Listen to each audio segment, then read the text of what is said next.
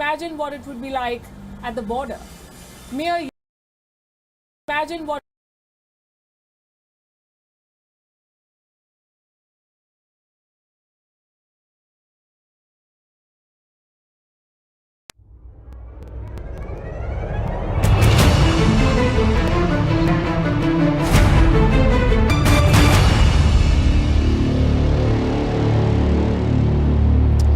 Hey everyone, welcome to this edition of Six Emperor Tyrannus News. I'm your host, Mark MATHENY.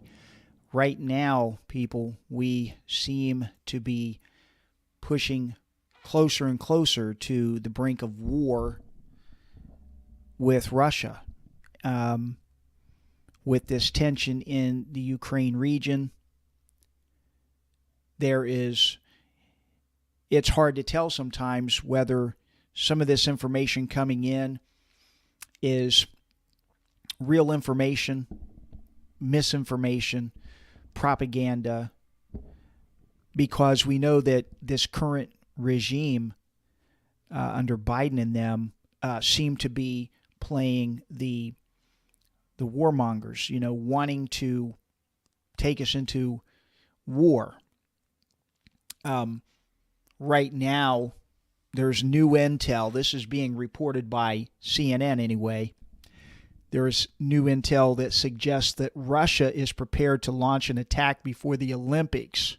This is what they're saying now. We've got the Winter Olympics going on, and CNN and them are saying that there's new intel that's coming in, that the U.S. allies have new intelligence, they're saying, that suggests Russia could launch an attack on Ukraine even before the end of the Olympics. And this is what they're saying. They're saying there's multiple sources saying this. But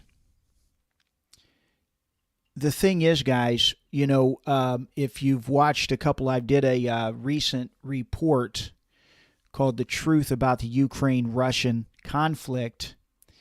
And in it, I explained that there was a coup in Ukraine back in 2014, orchestrated by the U.S. government, CIA, to get a pro-Russian president out of Ukraine, anti-Russian president in, because they wanted the expansion of NATO into those areas. And as a result, you had groups of pro-Russian separatists break away in what they call the Donbass region. And Russia then annexed Crimea. And so now there's tension there because the United States seems to be sending weapons and things in to the Ukrainians to take back Crimea and the Donbass region. So you have that going on, and you have Russia aligning troops all along their border because America and NATO troops are now aligning themselves very close to Ukraine and sending THAAD missiles in, several steps that are escalating toward war. So, this is just crazy stuff going on here. And it seems like America does want war. Now, I'm going to show you a few reports. Here's the first report talking about the Ukraine border tensions, and is there a way to diffuse it? This report came out today, so these are breaking reports, only a couple hours old in most cases, but I want to show you this one first. Here is the first report. The big story that we are tracking for you here at We On: tensions over Ukraine are ramping up. The West fears a full-fledged invasion. Russia is moving more and more troops to the border, while world leaders continue to shuttle between capitals. So is there a way out of this? Any outcome will come with its own repercussions. Currently, there are a few possible scenarios that could play out. One, diplomacy could prevail. World leaders are pushing hard for diplomacy to succeed. They are traveling from one capital to another with just one objective: to diffuse tensions and prevent this from escalating into a full-blown conflict. So if the West and Russia can come to a common consensus, this conflict could soon be over. But this needs at least one side to back down. And any backing down can be viewed as a loss in an already flared-up situation. So what is the other option? This brings us to the second scenario, a security deal between NATO and Russia. Russia long believed that it was betrayed by the West, that the West broke promises made at the end of the Cold War. The promise in question is that NATO would not expand to the east. But NATO did just that. It expanded eastward, with former Soviet Union nations joining the alliance. Putin has long argued that the U.S. broke a promise made in 1990. While there are different interpretations on what was promised to Russian leader Gorbachev then, Russian President Vladimir Putin has long looked at it as a betrayal. While NATO says it cannot compromise on its core principles of membership, Moscow and the alliance can find a common ground on other issues, like the revival of a failed arms control agreement, confidence-building measures between Russia and NATO, and greater transparency over military exercises. Russia has, however, made it clear that they have one core concern: Ukraine should not join NATO.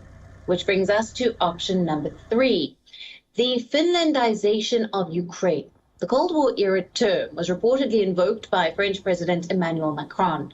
It refers to Finland's strict neutrality during the Cold War. The origin of this is enshrined in a 1948 treaty with Moscow.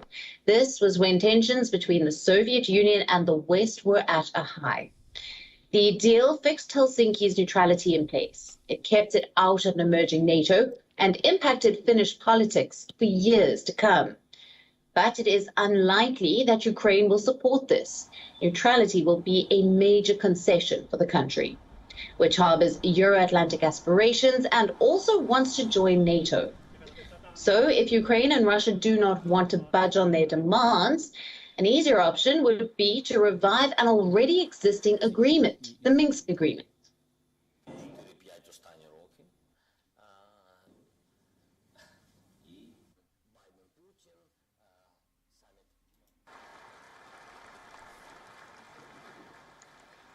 Now, joining us live, our executive editor, Palki Sharma-Upadhyay, is on Ground Zero, covering all the latest developments. Joining us live from Kiev. Hello to you, Palki, and thank you for being with us on the broadcast. Now, you went to the Ukraine-Russia border. What is your assessment as you got a ringside seat for the ground situation? Alison, we left here early this morning. I'm back in Kiev. It was a race against time because we had to bring our viewers our broadcast as well just before this show.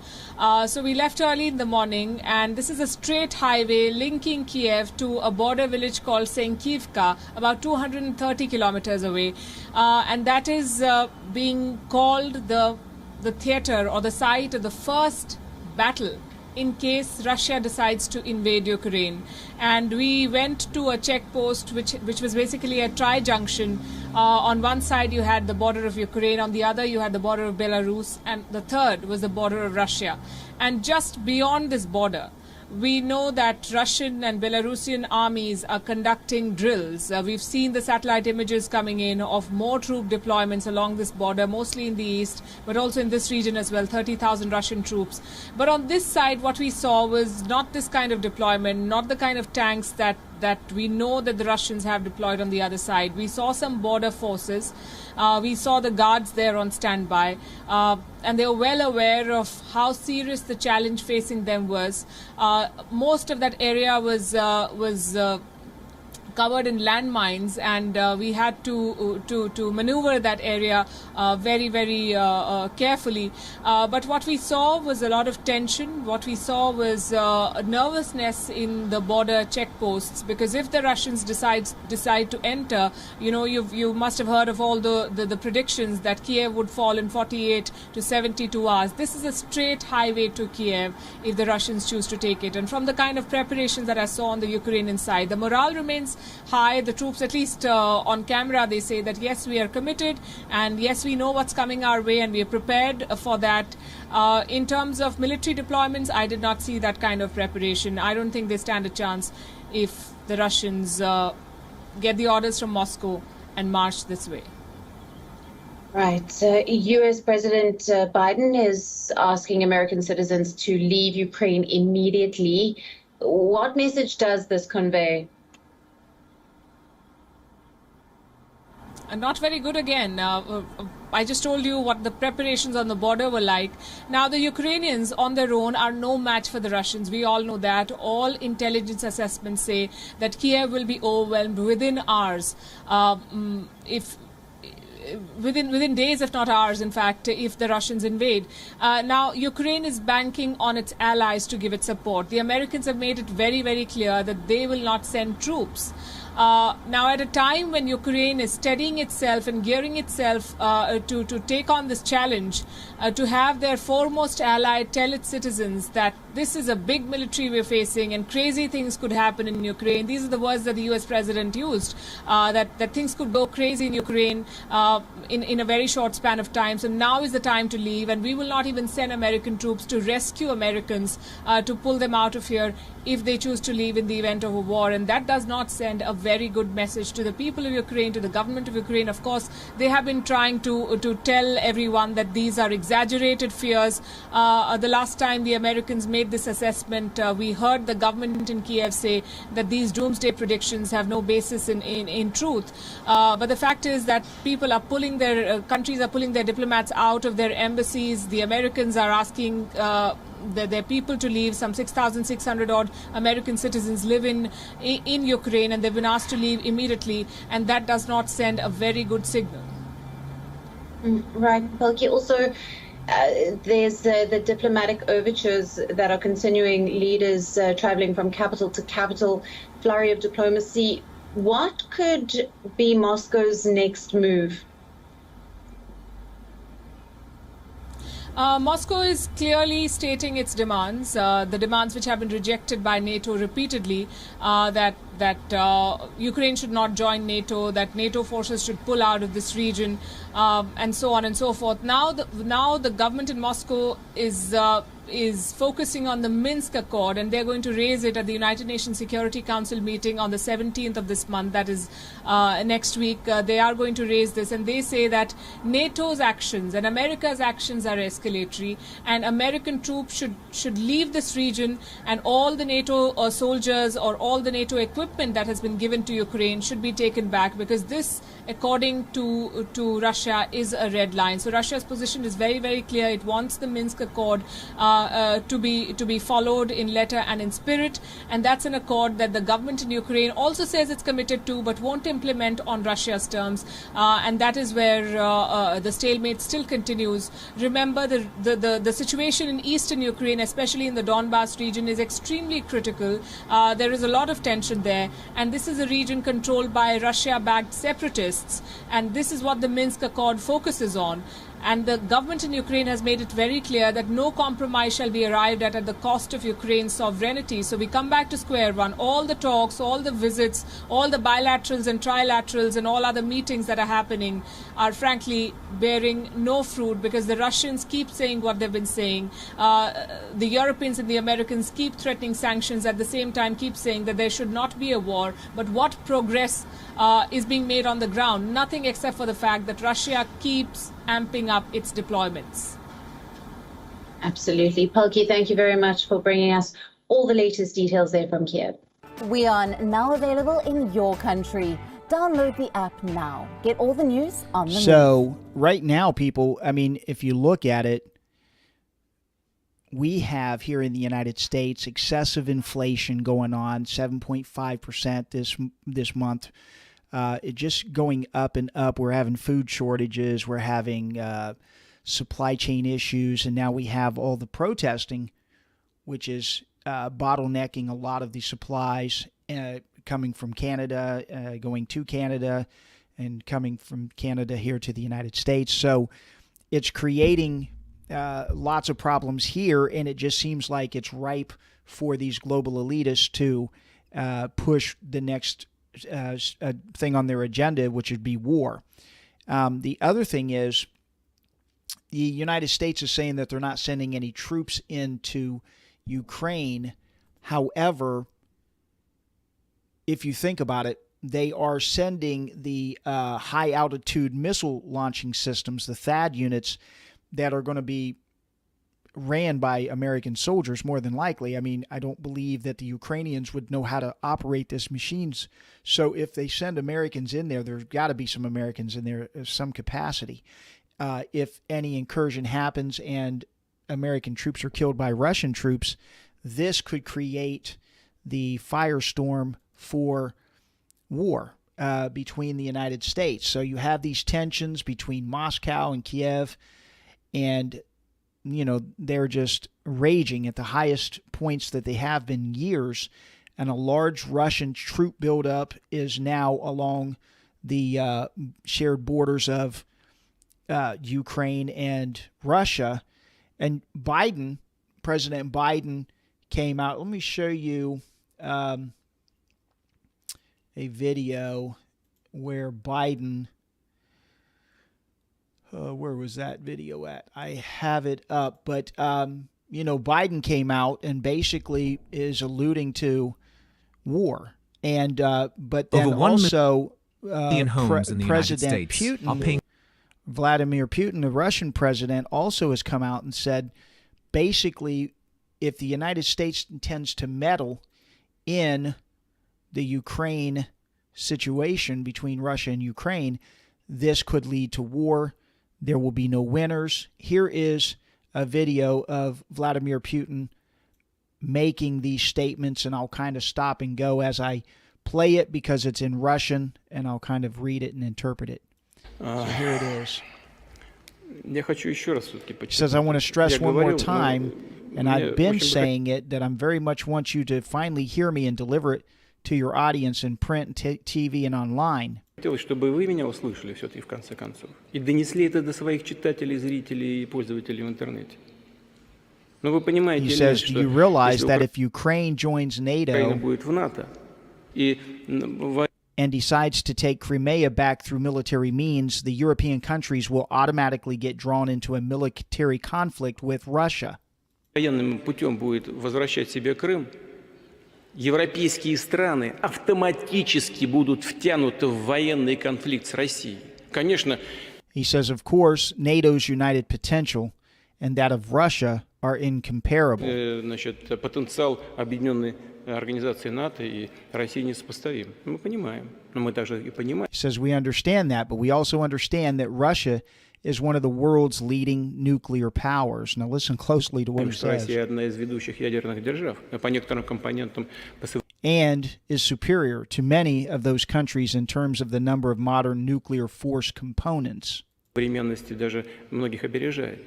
Победителей There will be no winners. Now it's interesting because back in 2021, Tucker Carlson had Tulsi Gabbard on his show, and she said the same thing, basically. She said, look, if we go to war with Russia, there will be no winners, knowing that there could be a possibility that there would be a nuclear confrontation of some sort. And now you're seeing Putin bringing up nuclear weapons. He says, and you will find yourself drawn into this conflict against your will. Talking to NATO and the United States. He says, you will be fulfilling Article 5, collective defense of NATO members, in a heartbeat, even before you know it. Успейте глазом моргнуть, когда будете исполнять пункт 5 Римского договора. Господин президент. Mr. President Macron, of course, doesn't want this because he was at the meeting with Macron in this meeting that you're watching now. Конечно, не хочет этого развития, и я не хочу. He says, and I don't want it, which is why he is here torturing me for 6 straight hours. He's basically saying this meeting was torturous, but they're talking about trying to solve this problem. Let's keep going. И я не хочу. Поэтому он здесь и находится и мучает меня уже 6 часов подряд. So, and he actually that video there wasn't the complete one, because he actually says, and in the blinking of it could happen in the blinking of an eye, basically. Drinking water. That we could go to war. So, this is it's more serious than what most people might think. Here is another article that has just come out today. CNN Politics.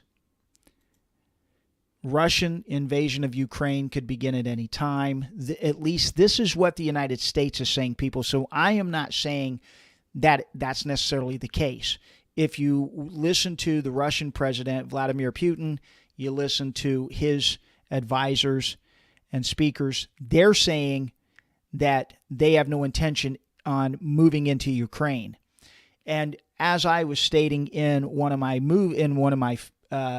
last reports, the truth about the Russian-Ukraine conflict, what I am believing is that Russia is mobilizing their forces along the border to guard Crimea against the Ukrainian invasion and the Donbass region. And like I say, the reason that this is not really well known in the United States is because mainstream media here in the United States doesn't cover the fact that the U.S. helped and orchestrate a coup de grace or a coup d'etat in the Ukraine in 2014. And this is where all of the Hunter Biden stuff came in. Joe Biden going over to the Ukraine, and they had to get the prosecutor out. A lot of the pro-Russian separatists in the Donbass region knew that the regime set up in Ukraine in 2014 was very corrupt. And there's lots of reports that I've done on that with, talking about how the Obama administration was sending weapons and things in. Well, they were sending money in, actually, through a corrupt, the Privat bank with a known corrupt leader who couldn't even travel to the United States until he got a visa from the Obama administration.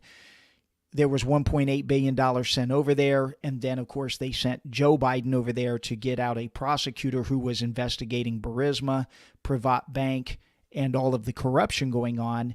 And that's when Joe Biden said, I went over there and I told him they're not going to get the $1 billion unless they fire this prosecutor. And he says, well, son of a bitch, they got him out. Well, that's because the Obama administration and them were setting up to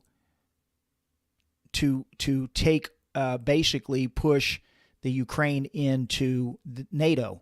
And that's why they had to get an anti-Russian president in there. And, of course, then you had the separatists break away, and they joined the side of Russia. And then Russia annexed Crimea. And, of course, the United States, they don't want that. And the Ukraine, of course, wants to try to take back those regions. So this is really what the conflict is. But they're saying that U.S. Secretary of State Antony Blinken said on Friday that a Russian invasion of Ukraine could happen at any time, including during the Beijing Winter Olympics, and the United States continues to see very troubling signs of Russian escalation. But that's, in my opinion, that's a lot of propaganda, because, again, the Russian president and them are saying, look, we're not going to invade, but if the United States and NATO comes in and they assist the Ukraine in trying to overthrow Crimea or to go into the Donbass region, then Russia would assist the Donbass region and Crimea. That's exactly what's going on. So it could be a stalemate, or it could lead to war. And then you got to remember that China basically came and sided with Russia. They just got done doing joint military exercises with Iran as well. And China basically was saying that Russia is more than an ally. And this is what Xi Jinping said. So let me show you Let me show you another article here. The BBC News is saying that, this could happen any day now. And here was I think it was Anthony Blinken, the National Security Advisor. No, this was Jake Sullivan talking about this same thing, that this conflict could start at any time. Here he is. The Russians are in a position to be able to mount a major military action in Ukraine any day now. And for that reason, we believe that it is important for us to communicate to our allies and partners, to the Ukrainians, and to the American citizens who are still there. I want to be crystal clear, though. We are not saying that a decision has been taken, a final decision has been taken by President Putin. What we are saying is that we have a sufficient level of concern based on what we are seeing on the ground and what our intelligence analysts have picked up, that we are sending this clear message. And it remains a message that we have now been sending for some time. And it is, yes, it is an urgent message because we are in an urgent situation. But just to clarify, so you now believe that Russia has all the forces it needs to mount a full-scale invasion of Ukraine? What I'm saying is that Russia has all the forces it needs to conduct a major military action. I'm not sure exactly what you mean by, quote, full-scale invasion, but Russia could choose in very short order to commence a major military action against Ukraine. So, again, there had been reports recently that the United States was saying that Russia they were saying that they were basically planning on making a video of Ukrainians attacking Russian forces, and the United States is saying that would be a false flag that would give reason for Russia to invade. But then again, when one of the reporters asked one of the White House spokespersons, show us the evidence and things, they were reluctant to show any real evidence, and they were just saying, well, we're telling you this is intelligence, but there was no real evidence of it shown to the American people. And now you have ongoing conversations within the administration that are declassifying some of this intelligence, they're saying. But again, really, I haven't seen any real intelligence information that they've brought out. And but Biden was saying that he was going to hold a call with NATO and the European allies to try to discuss this latest intelligence. That was a White House official told that to CNN. And then there was a European defense official who said that the North Atlantic Council would be discussing the situation and the new intelligence in a meeting later Friday, which would be today. And then Biden, joined that meeting as well. So you have these events. Here is Joe Biden. This was just 4 days ago, and he was saying that he's now talking about bringing an end to the Nord Stream 2 pipeline that runs to Europe from Russia. And this is that report that he just gave. Now, file your taxes. It's only a couple days old way. now. Do it yourself. Let me File pull with that unlimited. up for you. A couple questions each. Reuters, Andrea, you got the first question. Thank you, Mr. President, and thank you, Chancellor Scholz. Mr. President, I have wanted to ask you about this Nord Stream project that you've long opposed. You didn't mention it just now by name, nor did Chancellor Scholz. Did you receive assurances from Chancellor Scholz today that Germany will, in fact, pull the plug on this project if Russia invades Ukraine? And did you discuss what the definition of invasion could be? And then Chancellor Scholz, wenn ich Sie fragen darf, if I may ask you, Chancellor Scholz, you said there was some strategic ambiguity that was needed in terms of sanctions. I just wanted to know whether the sanctions you are envisaging... Hold on, I think I have something. Here we go.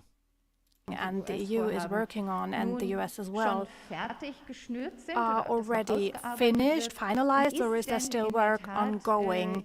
And you're not really saying what the details are. Is that just an excuse for Germany maybe to not support the SWIFT measures? Let me answer the first question first. If Russia invades, that means tanks or troops crossing the border of Ukraine again. Then there will be no longer a Nord Stream 2. We will bring an end to it. How will you do that exactly, since the project and control of the project is within Germany's control? We will, I promise you, we'll be able to do it. Thank you very much for your question. I want to be absolutely clear. We have intensively prepared everything to be ready with the necessary So Biden is basically saying they'll shut down Nord Stream 2. Will they do that? It's hard to tell. With this administration, they're so screwed up as it is. The big question is, back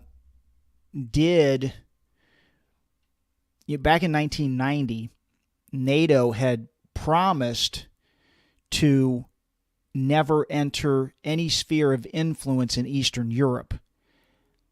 But since then, you've seen NATO then expand. They've expanded to include 14 European nations and even neighbors right along Russia. So they basically back in 1990 made this promise not to do so, but then they did it. I want to show you a report from Gravitas News concerning this, because I think this is very important to kind of understand what's happening now, how Russia feels NATO and the United States have kind of betrayed their agreements with Russia.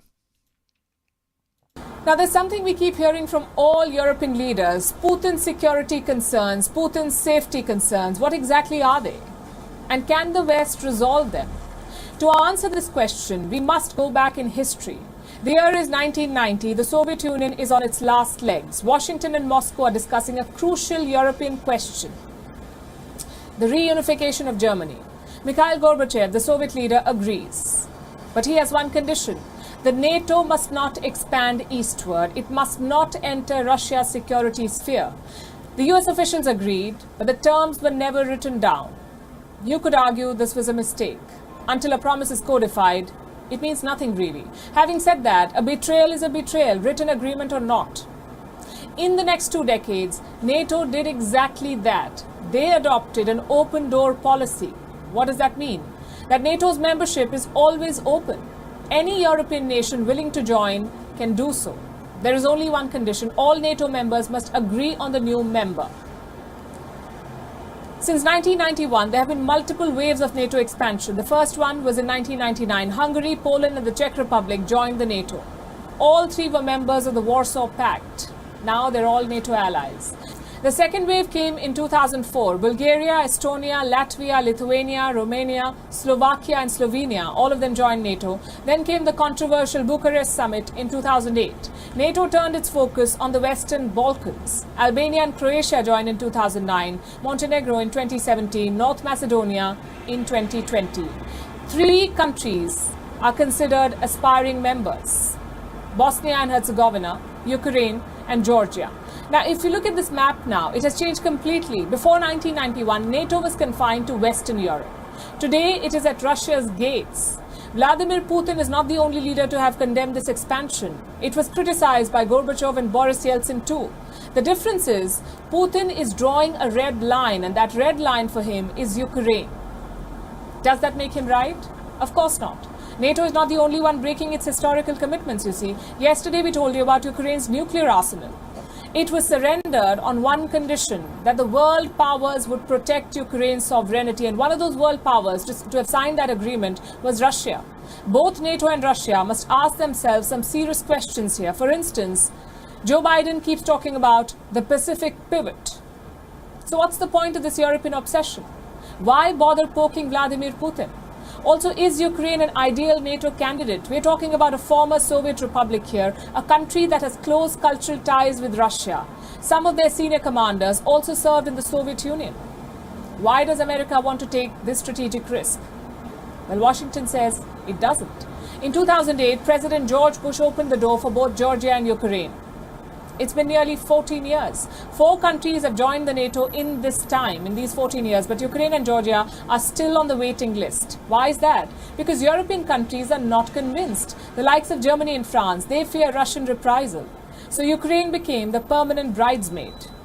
But in 2014, Putin again rocked the boat. He invaded and annexed Crimea. Suddenly, the NATO movement was alive again. The current president of Ukraine, Volodymyr Zelensky, wants to join the alliance as soon as possible. And that's where we stand today. Around 30 years back, America won the Cold War, but they were not satisfied. They wanted to dominate Europe. They wanted to humiliate the Soviet successor state, Russia. Last time around, vague verbal commitments were made by both sides. Nothing was codified or written down. This time around, such rookie mistakes must be avoided. Transparent and open talks, that's what we need this time. But you got to understand, WION is now people, available in your... That's part of the reason that Russia and them are protecting the Ukraine so much, and, you know, annexing Crimea, going into the Donbass region, or at least supporting the Donbass region, those pro-Russian separatists, because they know the United States and them set up an anti-puppet president there so that they could then bring the Ukraine into NATO, which Russia does not want. And like Russia is saying, they feel like NATO and the United States and them broke the promise of not moving eastward through NATO expansion into the Eastern European areas, and yet they have. So, like it or not, whether you agree with Russia or not, you can at least see what Putin's intentions are, is to, like she said, set up a red line and say, you're not moving any further than this. Because we know that if you go back and read like Zbigniew Brzezinski's books, Between the Ages and the Grand Chessboard, they talk about the expansion into Eurasia, and into Afghanistan and so on. But we've got this rogue regime dictatorship now under Biden, and since he got into office, it seems like he's doing everything counterproductive to the United States. People even say, you know, it's almost as if he's doing it purposely, and I feel that's exactly what he's doing. He's doing it purposely. I want to show you another video, and this one is Tucker Carlson talking about this. Will the Russia invade the Ukraine? And so here's his take on this. Ukraine's territorial integrity is more important than our own. It looks like the Biden administration may finally be getting the conflict it has longed for.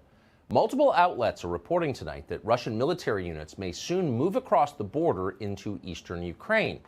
There are a number of credible indications of this, including the fact that Russian ground forces appear to be heading from training areas to assembly points. At the White House, officials have said they expect the Russians to move imminently within days. They've been saying that for quite some time, but this feels a little different, which is why we're bringing it to you tonight. According to Politico, Joe Biden has told fellow NATO members that day could be February 16th. That's next Wednesday. We'll see.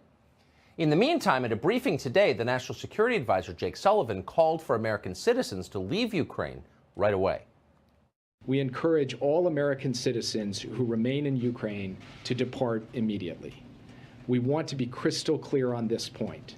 Any American in Ukraine should leave as soon as possible, and in any event in the next 24 to 48 hours. We obviously cannot predict the future. We don't know exactly what is going to happen, but the risk is now high enough, and the threat is now immediate enough, that this is what prudence demands.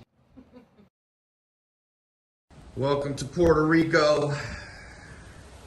Sorry about that. Island of enchantment. Skip in the ad there. Okay. So a good number of the Americans Jake Sullivan just referred to currently serve in the U.S. military as well as in various intelligence agencies. Fox News reported that as of a few days ago, there are more than 300 American troops in Ukraine, including some unspecified number of special operations forces. If a hot war does indeed begin, all of these Americans will be in danger of being killed. So the question is, will our troops leave before the shooting starts? This show asked the DoD spokesman, John Kirby, that question today. Quote, as of this moment, Kirby replied, they are still there. So when will they get out, we asked. Kirby wouldn't say. Whatever happens between Russia and Ukraine, the United States will be at the center of it, and that's worrisome. It's not hard to imagine how the next few days could go very wrong very fast. Russian troops kill American troops, inadvertently or not, and suddenly we're at war with Russia, a nuclear-armed nation whose military is stronger than all the armies we've fought over the past 50 years combined. Fighting Russia is not the same as droning Muammar Gaddafi. It could quickly become a war we couldn't control. Our side of that war would be overseen by the same generals who failed to beat the Taliban, guerrilla fighters in sandals who don't use toilet paper. To be clear, the United States military is superb, but the people who run it are not. That's not some outlier opinion, it's demonstrably true. Given that fact, you've got to wonder if the Biden administration's current wild posturing, and it is wild, is it worth the risk? We're open-minded on that question. If it's worth fighting Russia, tell us how it's worth it. Explain how joining a conflict in progress in Eastern Europe would benefit the United States, not just benefit Joe Biden, who's obviously desperate for distraction from his domestic disasters, but how would war with Russia make us stronger and more prosperous? That's a fair question. It's the central question. And while you're at it, tell us why, if the Russians are such a grave threat to Europe, the Europeans seem a lot less concerned than we are. Biden keeps suggesting that Vladimir Putin wants to swallow Western Europe. If we don't act now, they'll be speaking Russian in Dusseldorf. But if that's true, why aren't the Western Europeans scrambling to defend themselves? They could certainly afford to. Germany is one of the richest countries in the world. In many ways, Germans have a higher standard of living than we do. Yet after 80 years, we are still paying for their defense. Is there a good reason for that? Could it be that defending Western Europe from Russia is a pretext for other goals, goals that remain largely hidden from the American public? Again, it is worth asking those questions and then demanding clear and logical answers to them. In fact, it's essential to do that. A lot hangs in the balance. In the current environment, however, it's not easy. Skepticism is immediately denounced as disloyalty. Ask why we ought to fight Putin, and the hyenas on CNN will accuse you of working for Putin. Take it from us. We're going to keep asking anyway. For a rational conversation on this subject, we're honored tonight to be joined by a rational person, the former Democratic Congresswoman from Hawaii, Tulsi Gabbard. Congresswoman, thanks so much for coming on tonight. Thank you. So let's just, and it's hard to know what to believe always, and especially now, but let's just stipulate, agree to agree, that it seems likely we could see some conflict between Russia and Ukraine soon. How should we view that? Well, first of all, President Biden could end this crisis and prevent a war with Russia by doing something very simple, guaranteeing that Ukraine will not become a member of NATO. Because if Ukraine became a member of NATO, that would put U.S. and NATO troops directly on the doorstep of Russia, which, as Putin has laid out, would undermine their national security interests. The reality is that it is highly, highly unlikely that Ukraine will ever become a member of NATO anyway. So the question is, why doesn't President Biden and NATO leaders actually just say that and guarantee it? Which begs the question of why are we in this position then? If the answer to this and preventing this war from happening is very clear as day, and really it just points to one conclusion that I can see, which is they actually want Russia to invade Ukraine. Why would they? Because number one, it gives the Biden administration a clear excuse to go and levy draconian sanctions, which are a modern day siege against Russia and the Russian people. And number two, it cements this Cold War in place. The military-industrial complex is the one that benefits from this. They clearly control the Biden administration. Warmongers on both sides in Washington have been drumming up these tensions. If they get Russia to invade Ukraine, then again, it locks in this new Cold War. The military-industrial complex starts to make a ton of more money than they have been in fighting al-Qaeda or making weapons for al-Qaeda. And who pays the price? The American people pay the price. The Ukrainian people pay the price. The Russian people pay the price. It undermines our own national security, but the military-industrial complex that controls so many of our politicians wins, and they run to the bank. You've seen this from both sides as a lawmaker and a member of our armed forces, so I think you've got a credible view on this.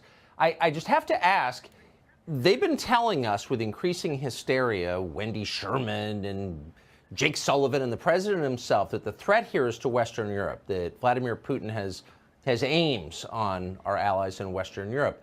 Why don't the Europeans seem as afraid as our leaders are, if that's true?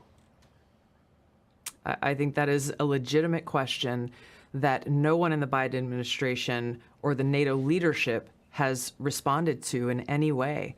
It seems they've forgotten that they are supposed to be accountable to the American people, that they answer to the American people, and yet they have failed to answer this very, very simple question in justifying why we are continuing to send more troops to Europe, why they are continuing to escalate tensions, why they are continuing to push for something in making Ukraine a member of NATO that, again, is highly unlikely to ever happen. And if it did happen, it would undermine our own national security and our own country's interests. There doesn't seem an upside. I mean, no one has been able to explain why Americans should want Ukraine to join NATO. Is there something that we're missing here? Is there some benefit to the United States from having that happen?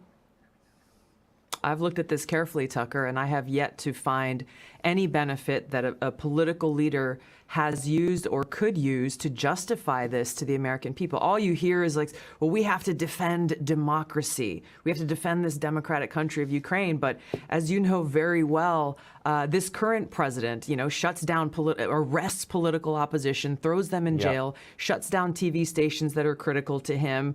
I have a hard time seeing how President Biden or anyone can say with an honest face, we are defending democracy. And the reason is because our own government has publicly supported these authoritarian actions by the Ukrainian president in shutting down their own political opposition.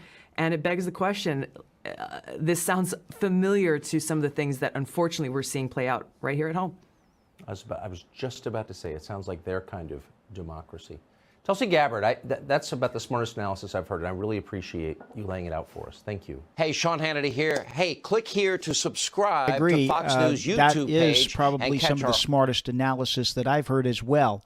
Simply tell Russia, hey, we're not going to allow Ukraine to be part of NATO, and that would shut it down. That's what Putin and them are saying. They're saying these are some of the demands. But you've got the neocon warmongers and the leftist crazy nutcases in Congress now, and they all seem to be wanting to have a conflict with Russia.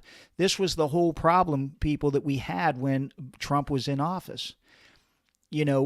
Remember when Trump was running, he said, wouldn't it be nice if we could get along with Russia? Well, that was anathema. That was like, oh my God, we can't do that.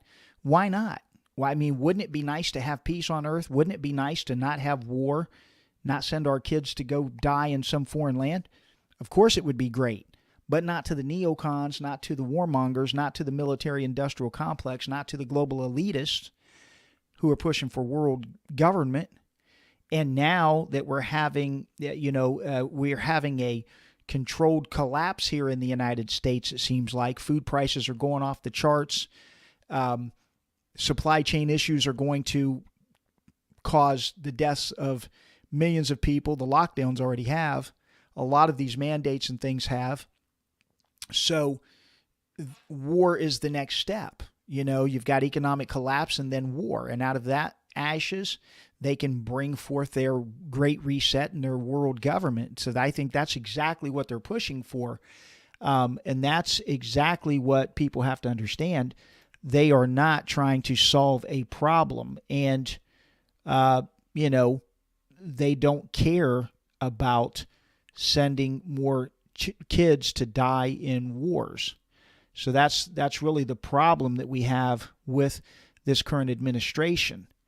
And so we're having that problem. Germany is probably one of America's closest allies. This is what Chancellor Olaf Scholz was saying. He was saying that the United States and Germany are working in lockstep to address this so-called Russian aggression. And for Russia,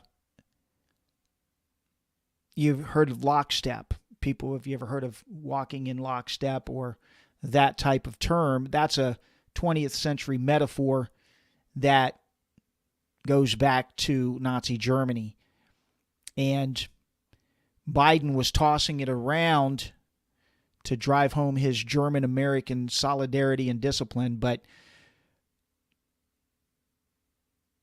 I believe that Russia wants to end this conflict. I think that they're not necessarily wanting to move into Ukraine, but I believe that Russia and them are being put into a position where they have to make a show of force and a stance against us, not necessarily us, the American people, because I don't believe most American people want to go to war with Russia. But it's the military-industrial complex that, they need wars. Henry Kissinger said, peace is not sustainable. So they have to maintain these wars for depopulation measures, for the military-industrial complex. A lot of times they go to war to get out of any economic depressions, and of course we are certainly slipping into one now. So, that's the problem that we have. And now Biden is threatening to shut down the Nord Stream 2 project, if Russia invades. But is that really going to stop Russia? If Russia feels compelled to move into the Ukraine, that's hard to tell. But, Biden's been in foreign policy dealing with it for, about 50 years now. And,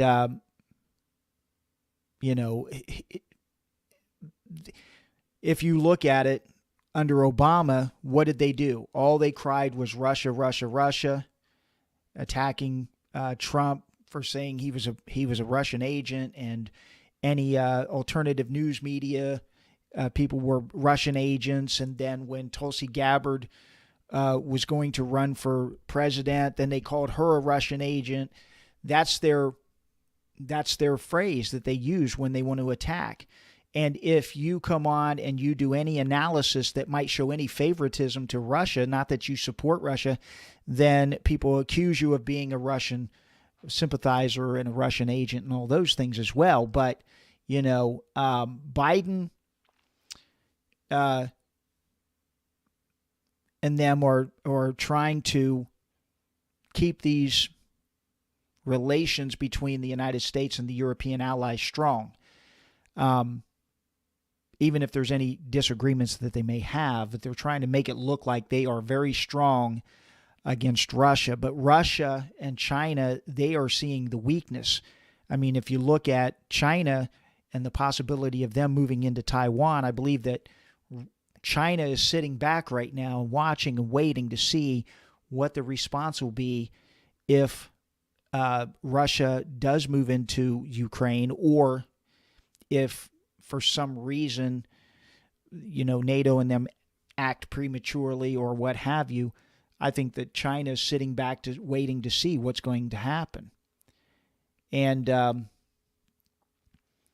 obviously NATO and the United States and them are saying that any Russian aggression or intervention into Ukraine is not going to go unchecked, obviously. But it remains to be seen. But I think that obviously we will do something. But it's just what will we do? That's the question. And at the same time, can we really rely on, these NATO so-called allies? Are they going to really be there to help if, all hell breaks loose? It's going to be hard to say. So That's what's happening right now. Like I said, I did a show on my Rumble channel called The Truth. Let me pull that up. The Truth about the Russian-Ukraine conflict. And it's at my channel's Sic Semper Tyrannis News on Rumble, where I kind of discuss that so you have an idea of really what's behind this conflict. What is the truth behind this conflict? Here is a portion of that broadcast that breaks down the 2014 coup and those things.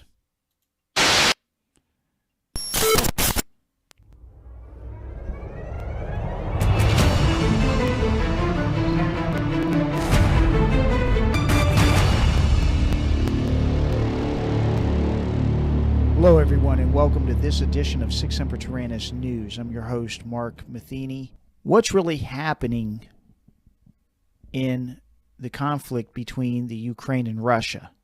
What's behind all of that? That's what I want to talk about tonight, because I've done a lot of research, thought long and hard about this. We're seeing a lot of things in the news. We're seeing the recent escalation in tensions between the United States and Russia, all having to do with Ukraine. And the cessation of, but now we're seeing this conflict in the Ukraine. And so think about it right now. You've got the Biden administration in office. And as soon as the Biden administration gets back into office, what I mean by that is Joe Biden being the vice president under the Obama administration, all of this ties in with basically the conflict that's taking place right now, or the potential conflict, and there is a conflict there between the Ukraine and the Russian Empire. But what's really happening behind the scenes, it's not really being talked about in the mainstream news. The mainstream news tries to portray Russia as this aggressor who wants to go in and just take over the Ukraine. But there's a little more to it than that. And part of that is that there is a region called the Donbass region.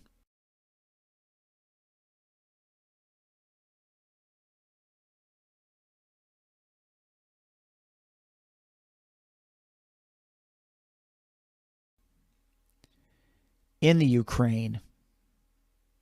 And there's been a conflict between the Ukraine and the Donbass region since 2014, when groups known as the Donetsk People's Republic and the Luhansk People's Republic, the DPR and the LPR, broke away from the Ukraine. They were pro-Russian. But most people don't know about this little-known war. And it's key to what's happening now. Broke away from the Ukraine, but that region's really more commonly known as the Donbass region. So we'll tonight refer to it as the Donbass region for clarification, just so you know what I'm talking about. And to show you, let me show you the Donbass region of the Donbass region. And if you see it on the map here, it's this section right here that I'm circling. This section is the Donbass region, right near Russia, connecting with Russia. So this is what we're talking about. That region right there, the Donbass region. But in the Donbass region, it's largely populated by Russian speakers. and they are strong 2014 coup in Kiev. And this movement's goal was to prevent. Their soldiers of 300 here say that the situation has got a lot worse since then, and they say that the Ukrainian military are making attempts to try and push forward across the grey zone. Both sides blame each other for starting the recent escalation in fighting. These men describe themselves as members of the People's Militia or the Army of the Donetsk People's Republic. They say they are better trained than ever before, and they now receive a salary. Despite the evidence, Russia has always denied any military involvement in this conflict, even training men like these. The Ukrainians have tried to push forward a couple of times but have failed, this fighter says. But it's not like in 2014 when we were rebels. Now we are an army. The men here say they are defending their cultural and linguistic rights. We are Orthodox Russians and we are Russian speakers living in Donbass, this commander says. We don't recognize the Ukrainian government. We want here to speak our own language. I'm defending my family, my world, and my authenticity. Now, think about it for a second while we're talking about this. This is around the same time under the Obama administration that they were moving into the Ukraine to set up an anti-corruption group, and they sent $1.8 billion in to a type leader who was chainsawing people's heads off and things. And at the same time, you had Hunter Biden then becoming the head of the board of Burisma in that area.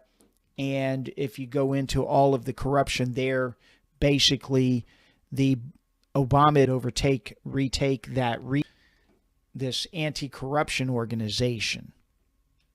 But once the investigation of Burisma started and Hunter Biden and so on, that's when Joe Biden went in there and threatened them to remove the prosecution 13th time to that region in Donbass. But it's highly unlikely that the soldiers from Russia and the allies traveled to the Ukraine against the will of the Russian president, Vladimir Putin.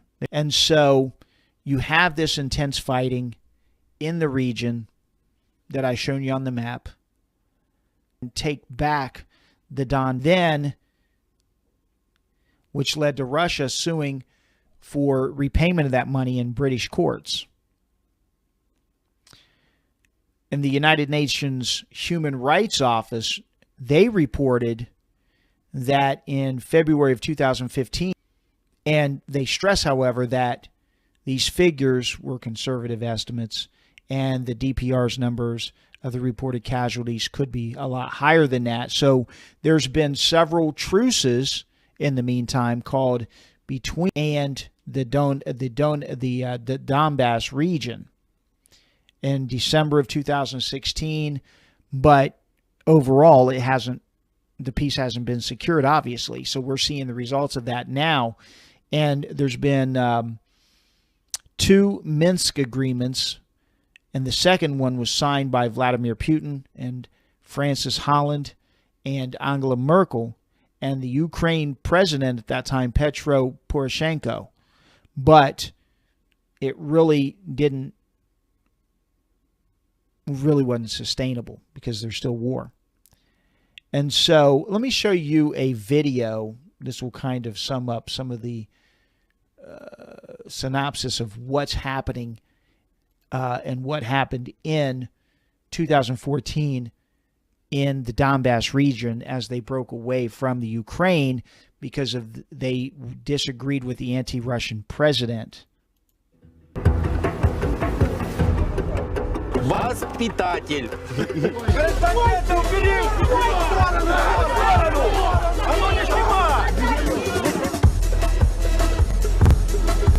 Голову опусти. Я считаю, что наш русский мир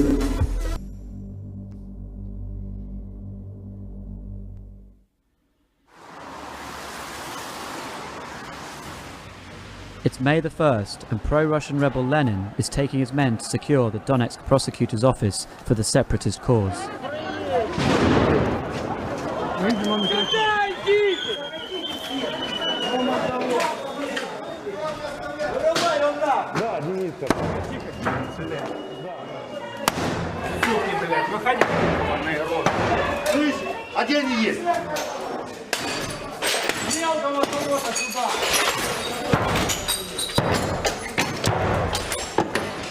Осторожно!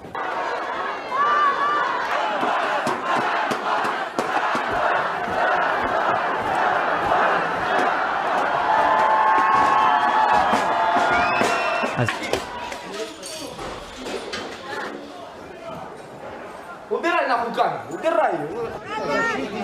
Separatists, headquartered in 11 days' time, they've decided to hold a referendum on the independence of Donetsk.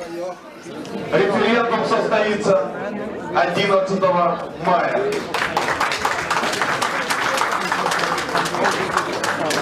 Вопрос Народной Республики. Мы так хотим. Это... Even though the makeshift parliament consents to hold a referendum, there seems little doubt as to where the loyalties of the participants lay.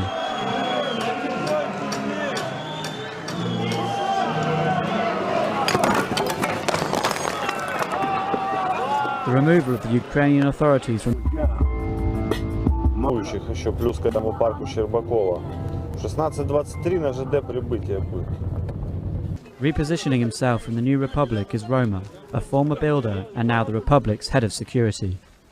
Декларация о суверенитете Народной Донецкой Республики.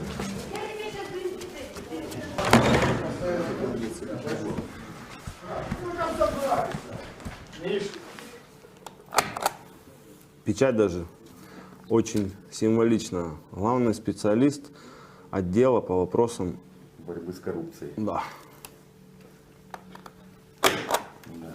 Конечно. Короче, взяли мы сволочь один боевой, понял? Надо за него денежку отдать. А эти наши финансисты сказали только через тебя все решать. А сколько?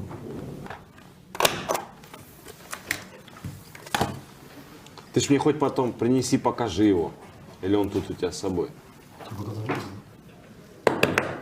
In the run-up to the referendum, volunteers have been joining the cause, and people have taken to the streets to show their support for the People's Republic, as well as their hatred of Ukraine.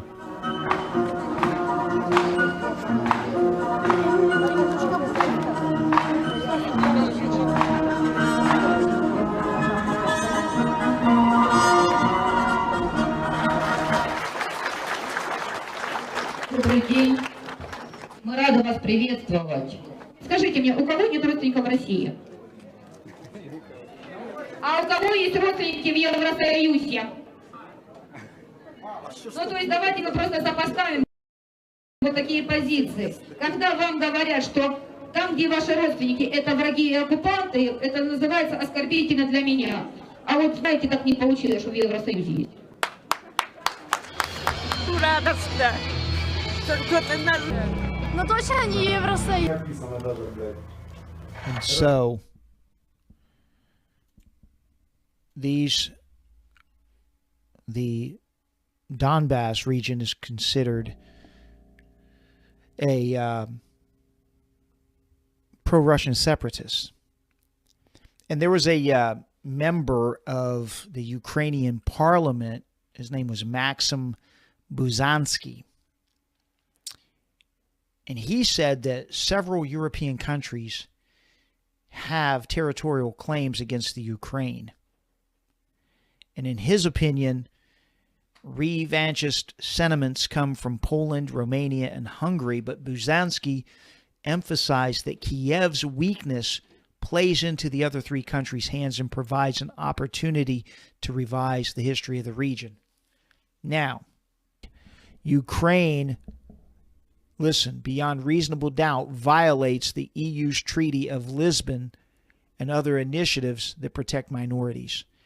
Yet, even the Polish minority suffering in Ukraine, Warsaw, is unwilling to challenge Ukraine in a serious way that doesn't want to weaken the country, since it resolutely continues to challenge and provoke Russia. For this reason, Buzansky's fear that Poland, Hungary, and Romania are seeking territorially to expand at the expense of Ukraine may sound unfounded, but definitely serves as an excuse to escalate the persecution of minorities. Okay? So, Russia and the Russian separatists feel that the Ukraine is being racist against minority ethnicities in those areas. And so in 2014, the United States basically is the ones who sponsored the coup against the elected government of Ukraine. And so we have to start there. That's why I was talking about this. And that was manufactured by Joe Biden in the Obama administration, using the Ukraine as a catalyst to destabilize Russia. And, of course, we have our corporate media. They're always carrying water for the state. But now we're on a war footing. Now we're seeing this escalation. Right now, the United States government is sending weapons in. I talked about that. And, you know, they're calling it different names, but these are lethal weapons, people. Lethal aid, they call it. It's weapons. And, you know, you can call it whatever you want, but they're trying to provoke a war with Russia, basically. Because, simply put, if you look at the Donbass region is pro-Russian separatist groups that side with Russia, and you have the Ukraine who's trying to retake those areas. That's really what's never talked about in the mainstream news. They never tell you that the United States is basically giving their support to the Ukraine to retake the Donbass region, which is pro-Russian separatists who want to join with Russia, basically. And so that's why the Obama administration and them were covertly sending money in under the guise of anti-corruption and sending it through a corrupt individual there who owned a bank there. And then that's how, you know, at the same time, Hunter Biden got on the board of Burisma. So that's what we're basically looking at. So Joe Biden basically is back in the White House now, and he's picking up where he left off as Obama's Ukrainian ambassador, if you will. So you've got him and his whole team who know nothing really about foreign policy. And what they're trying to do is they're trying to tell the American people that, oh, Russia is on the move. They're going to attack Ukraine. But in reality, it's the United States that's really trying to provoke this war. They're trying to get the Ukrainians to start a fight that the United States knows the Ukrainians can't win. The Ukrainians can't win a war against Russia. And the United States basically is the ones who created the coup in 2014 that set up this power that's there. And then you have this region, the Donbass, they call it, as I show you, in the east, who are largely made up of ethnic Russians. And they don't want any part of this new government of the Ukraine. And that's why they broke away. But since that time, there's been approximately 30,000 people killed because of this. And now the Biden team basically is insulting the Chinese government. They're withdrawing from Afghanistan in a big debacle. They gave up the airport in Afghanistan, which the Chinese have taken over, and basically starting war. Basically, they're the ones creating the catalyst for war, and they're using and so because look at the Crimeans in Crimea, they're mostly Russian origin. So who are trying to pull in the Ukraine into the NATO alliance. And that's probably not going to ever happen because Russia is preventing that. And the principal position of Ukraine is that aggressor is not in a position to put any lines. Does Ukraine want to be a part of NATO then?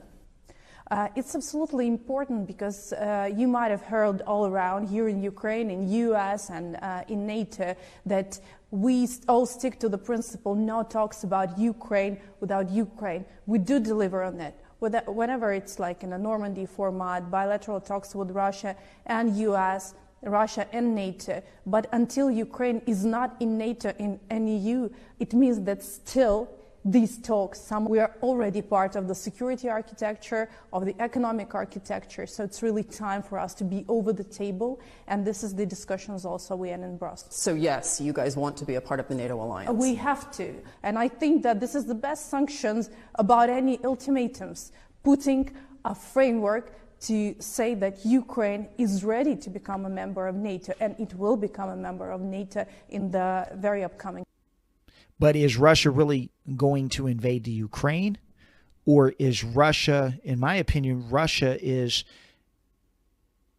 really lining up along that border to protect, more so, to protect the Donbass, this pro-Russian separatist movement that has chosen to break away from the Ukraine because it's anti-Russian. And the United States, is coming in and they're trying to say that Russia is going to create false flags and all of these things. They're trying to foment war. And they were claiming that Russian troops were along the border ready to invade. And, they're trying to, in my opinion, trying to create this war. Russia continues to engage in disinformation. Well, you made an allegation that they might do that. Have they actually done it? What we know, Matt, is what I have just said, that they have engaged in this activity, in this planning activity. But let me because obviously this is not the first time we've made these reports public. You'll remember that just a few weeks ago. I'm sorry, made what report public? If you'll let me finish, I will tell you what report we made public. We told you a few weeks ago that we have information indicating Russia also has already prepositioned a group of operatives to conduct a false flag operation in eastern Ukraine. So that, Matt, to your question, is an action that Russia has already taken. It's an action that you say that they have taken, but you have shown no evidence to confirm that. And I'm going to get to the next question here, which is, what is the evidence that they, this is like crisis actors, really? This is like Alex Jones territory you're getting into now. What evidence do you have to support the idea that there is some propaganda film in the making? Matt, this is derived from information known to the U.S. government, intelligence information that we have declassified. I think you know. Okay, well, where is it? Where is this information? It is intelligence information that we have declassified. Well, where is it? Where's the declassified information? I just briefing that you can print out for yourself. Basically said that intervention there, and we should remove our missiles from the border. Basically, Russia's had some demands and say, look, they're not going to be. They're basically doing whatever the United States has to do. But right now you've got but most people here in 2014 and the breakaway by the Donbass region by the two groups of pro-Russian separatists to break away from Ukraine. And it's never really been talked about here by Republicans or Democrats or anybody in the media. You got Republican senators here who want to run for president, and they're talking, about stopping the Nord Stream 2 gas pipeline in Germany. And so you know that Russia needs the gas, or the Europe needs Russia's gas, in the extreme cold weather, obviously. But they haven't shut that down to put sanctions against Russia. And at the same time, the United States is saying, well, Russia's going to invade. Oh, they're coming. And the United States has evacuated the embassies. You had the United Kingdom then take out their people out of their embassy. You have people out of Australia take out theirs. But the people in the European Union are not doing that. And at the same time, you've got the people in Ukraine basically saying to Joe Biden to calm down. You need to calm down. And so, in my opinion, we're looking at the Biden administration. Really, they're the ones who are creating this problem. And there was a recent press conference where Biden declared that Russia was on the verge of invading, but then he said, basically insulted the Ukrainians and said, a little invasion, etc. A slip of the tongue. So it's hard to say whether he was confused or whether he means what he was saying. They care about the Ukrainians as much as you might think they do. But let's look at Russia, for example. Russia certainly means what they say. And recently we had the Secretary of State, Blinken, who went to Moscow. He went there to try to make a strong stance, try to make it look like the United States was strong or whatever. But most of these countries, like the United Kingdom and the NATO, they're weak. And I think Russia sees that. And most likely, the United States has been saying that Russia was going to create a false flag. But it's more than likely the United States or their allies that would create the false flag in order to justify going to war. And so it's really important, people, that for one, we tell the Congress that we don't want to go to war. And most people are not in the mood for war. And they can call it whatever they want, but we don't need to be there. And, we know that the midterm elections are coming up and things. So it's a good distraction for the Biden administration. But this is what's happening. The other big thing about it, too, people, is, my opinion is, you look at Russia and China. They have been very close. Xi Jinping said that they're better than allies. They've been doing war exercises together. With Iran, they've been asking India to join in. I've always said that this fight for the New World Order is the East against the West. And so they're trying to protect themselves from American aggression. So they're joining forces. They're doing, and then just recently more news has shown that Putin has gone to go see Xi Jinping. Moscow has amassed more than 100,000 soldiers near the two countries' shared border now, but Russian President Vladimir Putin denying the region's security.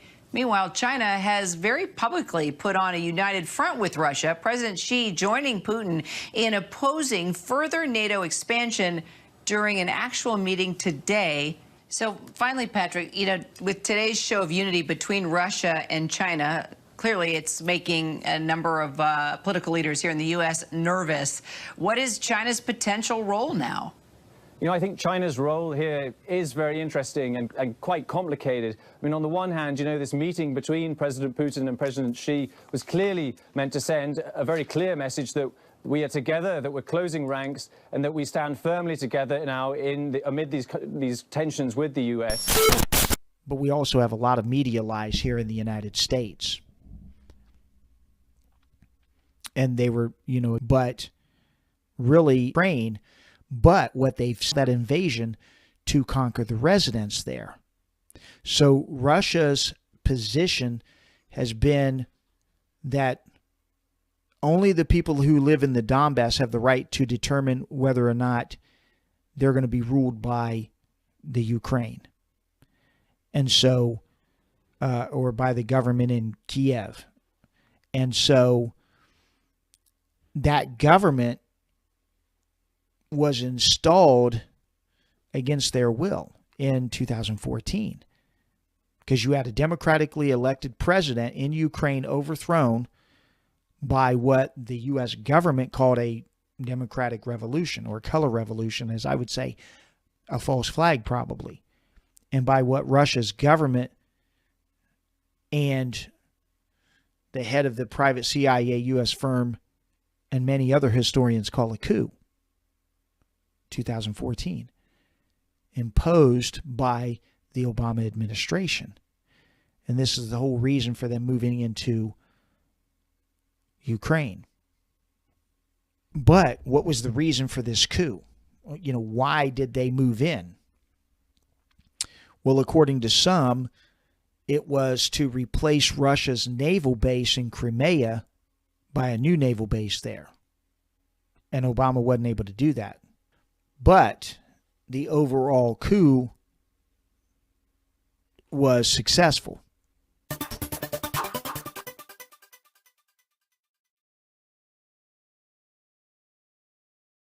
What do you think? I think we're in play. The Klitschko piece is obviously the complicated electron here, especially the announcement of him as deputy prime minister. And you've seen some of my notes on the troubles in the marriage right now, so we're trying to get a read really fast on where he is on this stuff. But I think your argument to him, which you'll need to make, I think that's the next phone call we want to set up, is exactly the one you made to Yachts. And I'm glad you sort of put him on the spot on where he fits in this scenario. And I'm very glad he said what he said in response. Good. So I don't think Klitsch should go into the government. I don't think it's necessary. I don't think it's a good idea. Yeah, I mean, I guess you think, what in terms of him not going into the government, just let him sort of stay out and do his political homework and stuff. I'm just thinking in terms of sort of the process moving ahead, we want to keep the moderate Democrats together. The problem is going to be Tony Book and his guys. And who's got the economic experience, you know. That's right. Okay. Good. Well, do you want us to try to set up a call with him as the next step? My understanding from that call, but you tell me, was that the big three were going into their own meeting and that Yachts was going to offer in that context a three-way, you know. He's going to take a while to show up for whatever among the three, and it gives you also a chance to move fast on all this stuff and put us behind it before they all sit down and he explains why he doesn't like it.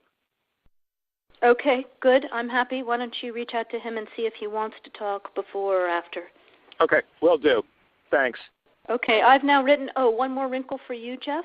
Yeah. I can't remember if I told you this or if I only told Washington this, that when I talked to Jeff Feltman this morning, he had a new name for the UN guy, that Sari could come in Monday or Tuesday, talk the EU. No, exactly. And I think we've got to do something to make it stick together, because you can be pretty sure that if it does figure out in my mind why Yanukovych did that. But in the meantime, there's a Party of Regions faction meeting going on right now, and I'm sure there's a lively argument going on in that group at this point. But anyway, we could land jelly side up on this one if we move fast. So let me work on Klitschko, and if you can just keep, I think we want to try to get somebody with an international personality to come out here and help to midwife this thing. And then the other issue is some kind of outreach to Yanukovych, but we probably regroup on that tomorrow as we see how things start to fall into place. So on that piece, attaboy, and get the deets to stick.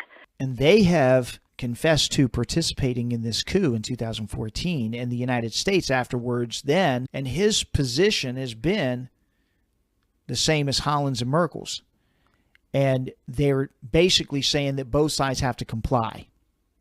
And the Donbass region has been willing to comply to this agreement, but the Ukraine hasn't. So this is really what's happening. It's a standoff, basically. And right now it seems that, you know, if we look at this, what's going on over there, it looks like Putin's winning. There's a lady named Victoria Nuland. She's a neoconservative warmonger appointed by the Undersecretary of State by the White House. And she announced Washington's, basically their surrender, when she called on China to use its influence with Russia to save the Ukraine from invasion. We are calling on Beijing to use its influence with Moscow to urge diplomacy. Because if there is a conflict in Ukraine, it is not going to be good for China either. Because most people know that NATO is weak. Russia knows this. The United States knows this. They don't really have any capabilities right now with this rogue dictatorship. And so, you know, you've got the Ukrainian president calling on Washington to stop this invasion of Russia. But there really wasn't any signs of any invasion. Russia was and is sending troops there to kind of back up the Donbass region so they can have support and let them decide to do what they're going to do, basically.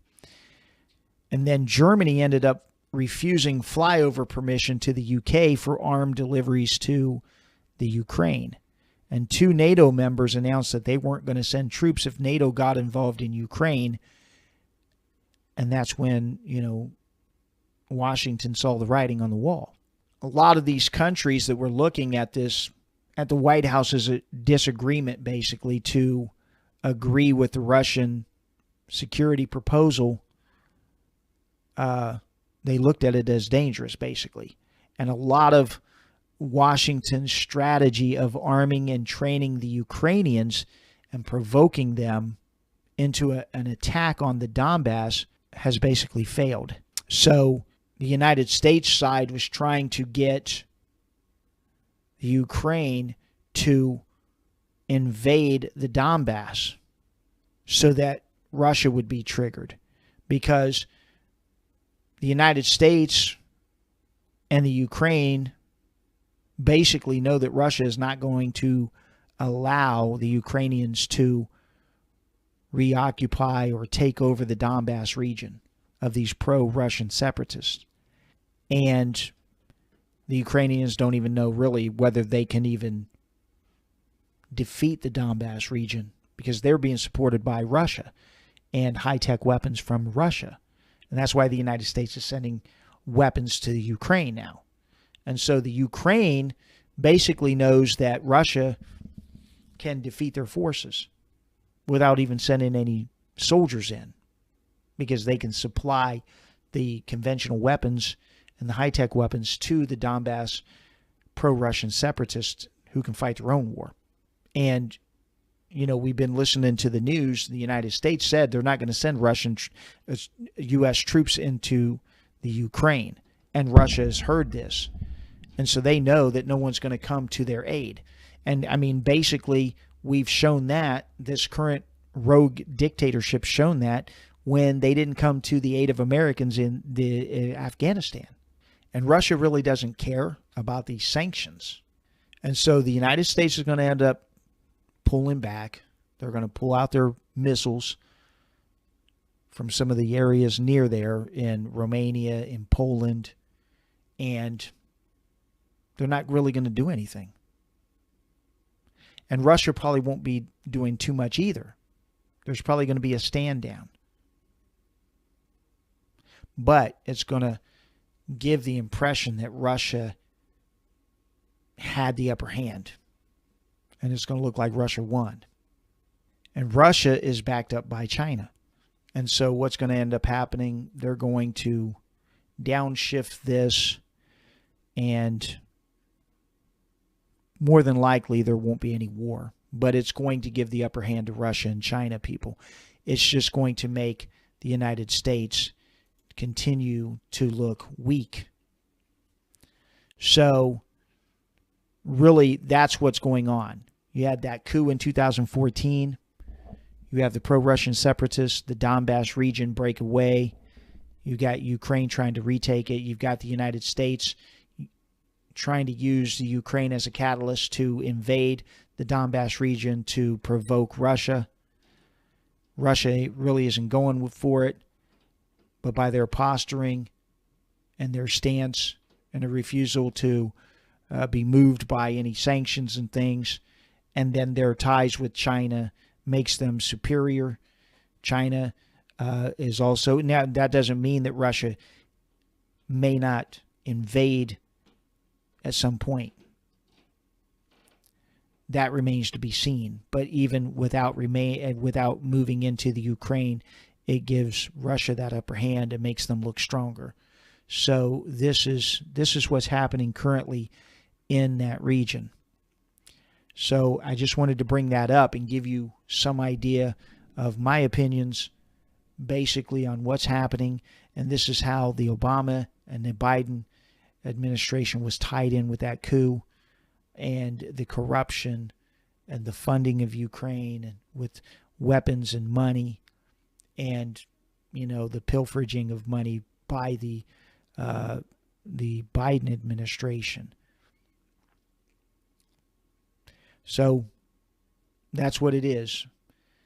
For Sic Semper Tyrannis News, I'm Mark Matheny. Protect your own rights, people, because if you don't, no one else will. And as always, thanks for watching.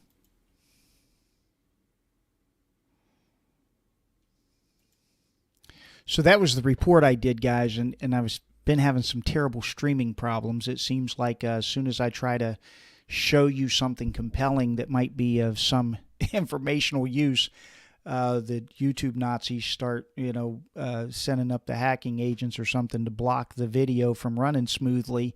So what I'm going to do is on this same channel, I'm going to upload it. And also at the bottom, I can put the link, because if you go to my Rumble channel, Sic Semper Tyrannis News, it's called The Truth Behind the Russia-Ukraine Conflict. It's about an hour-long report that I put together, but I just basically wanted to show people that really what's going on is there's more to it than meets the eye, that they are not trying to tell you, the United States. And listen, I'm not pro-Russian or anything like that. I'm just saying, look, we don't need to be meddling with other countries. And just like Tulsi Gabbard said, we should just go in and say, look, Ukraine isn't going to become a part of NATO. That's all they'd have to do. Basically say, look, Russia, they're not going to become a part of NATO. Back off and let's cool out. We don't need to have nuclear war. We don't need to have war with Russia and China. But that's what these global elites like, the military-industrial complex and things of that nature. So China, is a formidable enemy if Russia and China square together. And then, of course, Iran and these other little rogue, crazy countries would side with them, the East against the West, basically. So that's what's happening. So, just when you think you got it all wrapped up and you know what's happening, it's not necessarily all easy to just decipher, people. That's the problem. And so we can't pretend that we know everything. I don't know everything, but I do know that the elites want war. They're also putting THAAD missile bases now, or at least Kiev has asked the United States to put missile batteries in, they're called THAAD missile batteries, in Ukraine. And so Vladimir Putin came out and said, if you do it, this is going to be bad news. I'll show you that report now. We'll see if this one runs good. So here it is.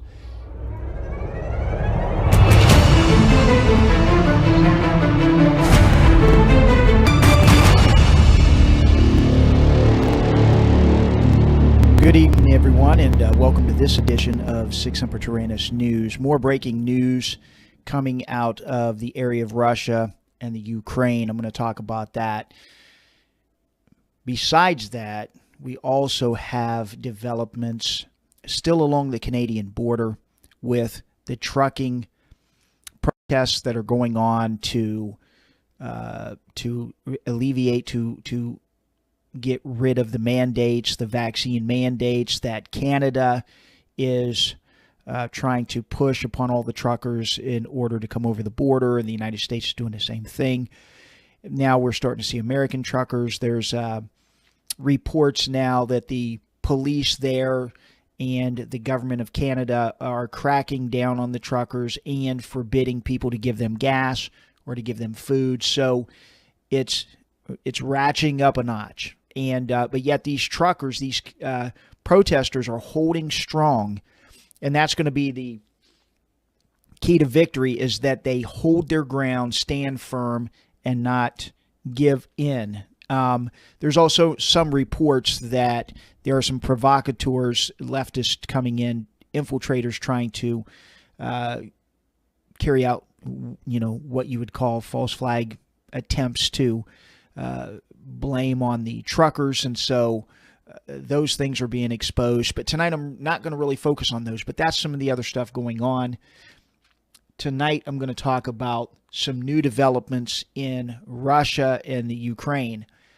There are reports coming out now that the Ukraine had asked the United States, Kiev in particular, to deliver what you would call THAAD missile systems. So they've turned to the United States to request them to deliver several battalions of terminal high altitude aerial defense systems, or THAAD, as you can see on the screen. And these are anti-ballistic missile defense launchers with radars near Kharkov on Ukraine territory. And apparently this is not boding well for the Biden administration, for NATO, as Russia is coming out to condemn it. There is an ANTPY-2 radar that makes part of that THAAD system capable of tracking the aerospace situation over a substantial part of Russian territory, and it will enable Kiev and its NATO allies to look deep into the territory of Russia to a distance of up to 1,000 kilometers, the source specified. And that's one of the big reasons that you have Putin and them saying this is strongly, they're strongly condemning it, basically. Here we are on the edge of thermonuclear war. When I saw this quote this morning in the Daily Mail, I had trouble believing it, so I went and searched some of the quotes and found it nowhere else in the Western news. So then our crew spent some time and found it in Russian, and we checked it and had it translated, and indeed we found a version that has subtitles where Vladimir Putin, the president of Russia, has threatened nuclear war and said within the blinking of an eye, he says, you won't have time to blink your eye. If NATO continues its Article 5 takeover, I've got the quotes right here in the video, of Ukraine in this proxy war, we're going to basically stop you. Я хочу еще раз все-таки подчеркнуть это. Я говорил. Take the cube down for me a second, read it, please. I've been saying it, but I'd very much want you to finally hear me and to deliver it to your audience in print, TV and online. Мне очень бы хотелось, чтобы вы меня услышали все-таки в конце концов. И донесли это до своих читателей, зрителей и пользователей в интернете. Но вы понимаете или нет, что... Do you understand it or not, that if Ukraine joins NATO... Украина будет в НАТО, и... and attempts to bring Crimea back by military means, the European countries will be automatically pulled into a war in conflict with Russia. Европейские страны автоматически будут втянуты в военный конфликт с Россией. Конечно. Of course, NATO and Russia potentials are incomparable. Значит, потенциал объединенной организации НАТО и России несопоставим. Мы понимаем. Но мы даже понимаем, что Россия одна из But we also understand that Russia is one of the leading nuclear states. держав. По некоторым компонентам, по And by some modern components, it even outperforms many. современности даже многих опережает. Победителей не будет. There will be no winners. И вы окажетесь I can pause втянуты. there. Back it up 10 seconds. So he just threatened to use their hypersonic cruise missiles and ballistic missiles. And of course, the United States has even stuff more advanced that's secret. But the point is that it doesn't matter. It's nuclear weapons. So let's go back to Putin. And by some modern components, it even outperforms many. По современности даже многих опережает. Победителей не будет. There will be no winners. И вы окажетесь втянуты And you will be pulled into this conflict against your will. в этот конфликт помимо своей воли. И вы даже не успеете глазом. We won't even have time to blink your eye when you execute Article 5 collective defense of NATO members. Когда будете исполнять пункт 5 Римского договора. Господин президент... Mr. President Macron, of course, doesn't want this. Конечно, не хочет этого развития, и я не хочу. And I don't want it. And I don't want it, which is why he is here, touring with me for 6 straight hours. И я не хочу. Поэтому здесь и находится, и мучает меня уже 6 часов подряд. He said torturing me for 6 straight hours, trying to get him to not go to war. So there you have it. The West and Kiev have recently been spreading allegations about Russia's potential invasion of the Ukraine. And I talked about that, basically stating that there's going to be false flags carried out by Russia. And it was basically unsubstantiated. Even a reporter asking one of the White House officials, show us the documentation. Obviously, they could not bring that documentation forward, or were not willing to if they had it even. But Kremlin spokesman Dmitry Peskov castigated these claims as empty and unfounded, basically stating there is no substance to these allegations by the White House, serving as a ploy to escalate tensions, pointing out that Russia did not pose any threat whatsoever to anyone. And as I've shown in a previous show, if you haven't checked out that report, The Truth About the Ukraine-Russian Conflict, I was showing that back in 2014, people, the United States basically carried out the coup to replace a pro-Russian president with an anti-Russian president in Kiev, in Ukraine, and as a result, Russia then moved into Crimea and the DPR, Donetsk Republicans, People's Republic, or pro-Russian rebels there broke away from the Ukraine because they felt that it was an illegitimate government, corrupt government, and and because it was a puppet regime set up by the United States. So Russia, it looks more like it is protecting that Donetsk region, and they are stating that they do not want the Ukraine to become part of NATO. However, also, just because Russia is saying that they're not planning on doing any threats or doing anything to move into Ukraine, Peskov also stated that they did not rule out the possibility of provocations aimed at justifying such allegations, and warned that attempts to use military force to resolve the crisis in southeastern Ukraine would have very serious consequences. So in southeastern, that's the Donetsk region, people, or the Donbass. So Russia is basically holding its ground and saying, we're not going to move in, but also we feel that this move by the United States and this request by Ukraine is a provocative move. This is out of the Jerusalem Post. Russia calls report of Ukrainian missile systems request a provocation. And so this is developing now. Russia said on Wednesday that a reported Ukrainian request for THAAD missile defense systems from the United States was a provocation, and that seriously considering such supplies would deal a setback for the Ukraine crisis. And that was from RIA News. And the Deputy Foreign Minister, Sergei Ryabkov, was commenting on a Russian media report that Kyiv made the request. The RIA quoted him as saying that if Washington seriously considered such supplies, it would reduce the odds of a political, diplomatic resolution to the standoff over the Ukraine. And then in other comments, another deputy foreign minister, Alexander Pankin, said Moscow hoped the tensions over Ukraine and Russia's security demands from the West would be resolved diplomatically, the Interfax news agency reported. So that's what's happening. Let me show you.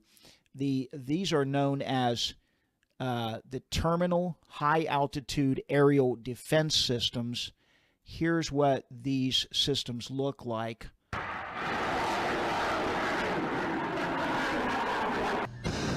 These are Terminal High Altitude Aerial Defense Systems, formerly called Theater High Altitude Air Defense, but it's an American anti-ballistic missile defense system designed to shoot down short, medium, and intermediate range ballistic missiles in their terminal phase by intercepting a hit-to-kill approach.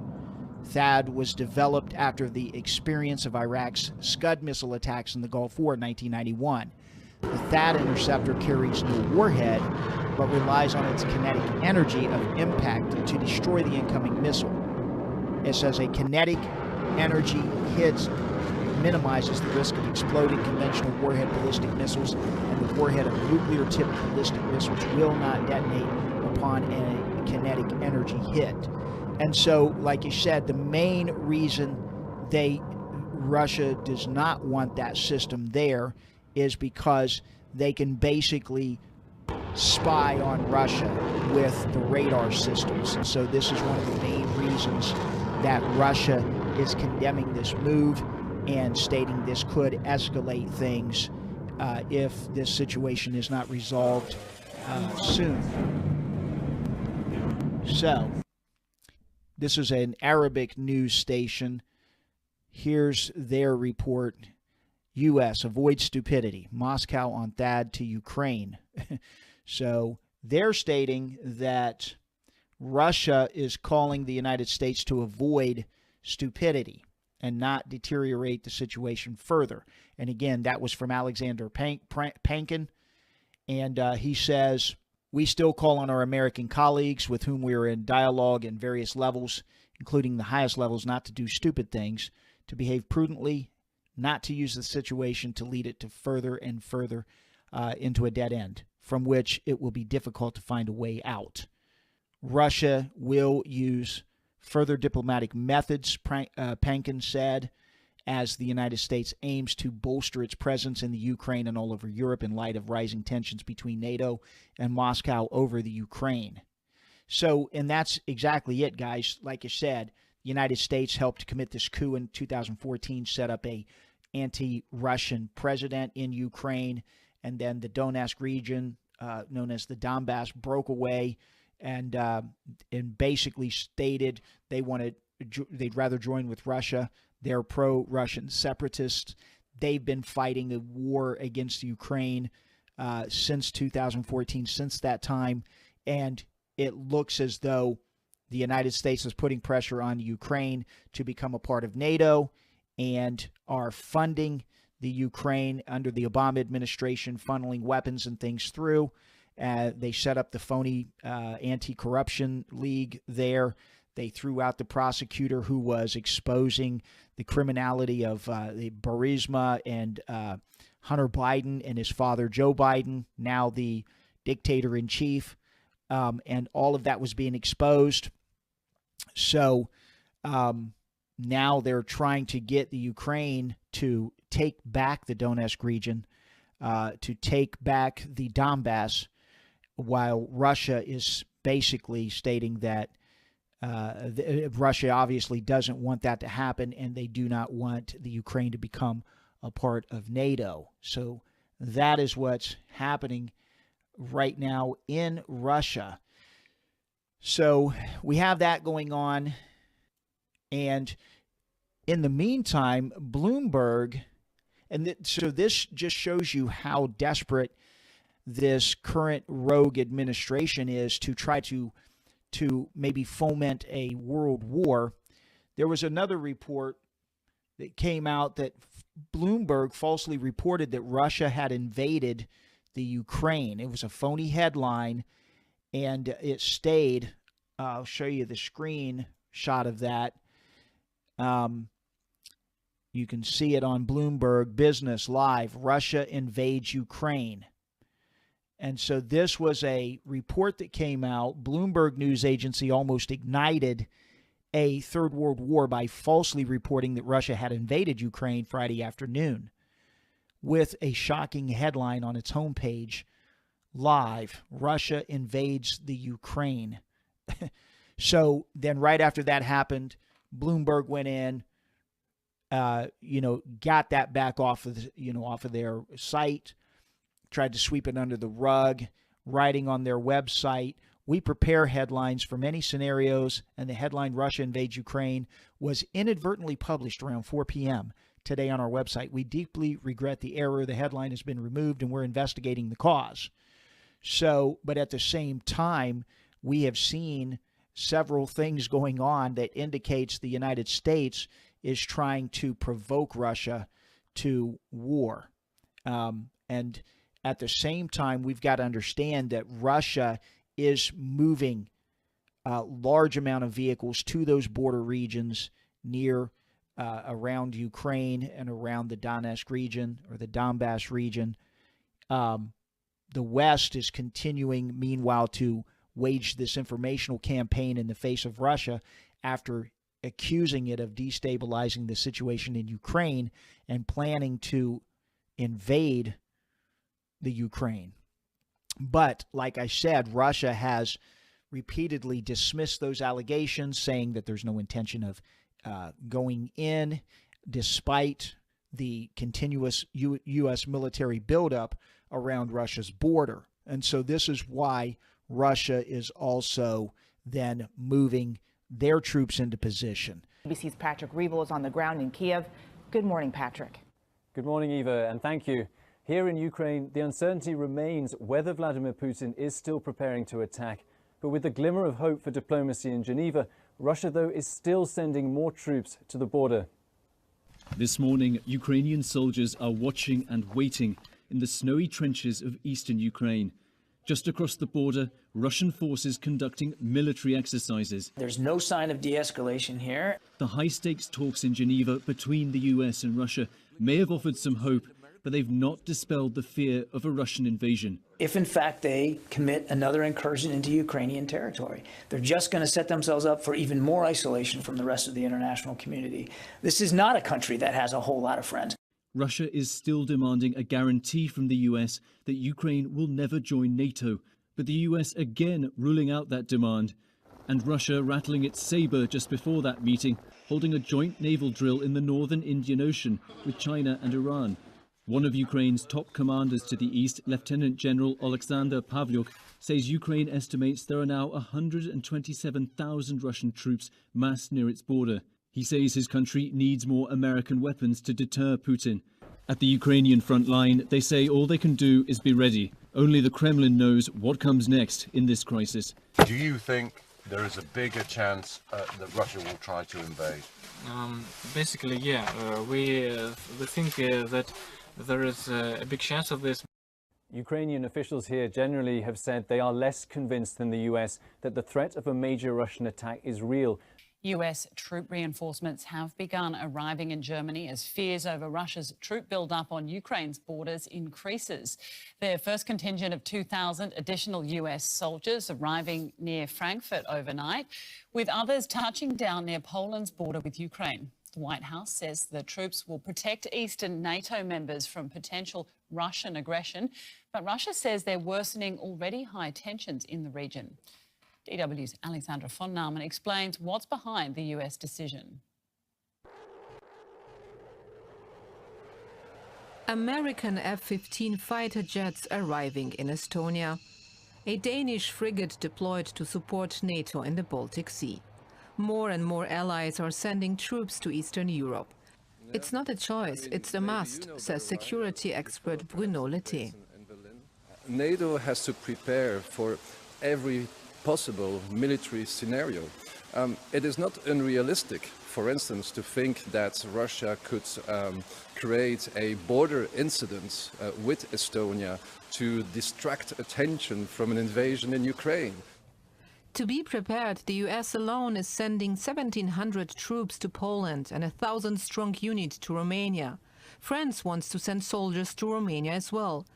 The Netherlands is considering deploying fighter aircraft to Bulgaria, so too is Spain. While the UK may dispatch troops to Estonia, and Danish fighter jets have already arrived in Lithuania.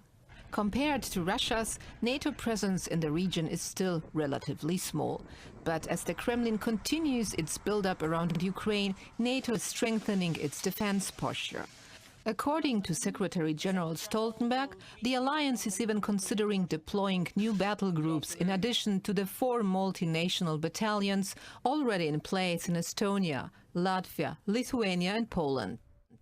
The 4 battle groups were deployed in response to Russia's annexation of Crimea in 2014. NATO members argued then that they cannot ignore Russia breaking international rules and undermining peace and stability. And now NATO is confronted again with what they describe as aggressive behavior, and its members are responding with reinforcements. Putin's goal was to have fewer NATO troops close to Russia's border, but so far he has produced the exact opposite. The current crisis, policy analyst Albin Aronson suggests, has galvanized the alliance. Russia's actions, especially since 2014, have sort of given NATO a new impetus for its core mission, for which it was established to secure Europe, to deter others from invading or potentially destroying the security order in Europe. And yet that doesn't mean NATO will send combat forces to Ukraine if Putin decides to strike. In fact, the alliance has already ruled it out.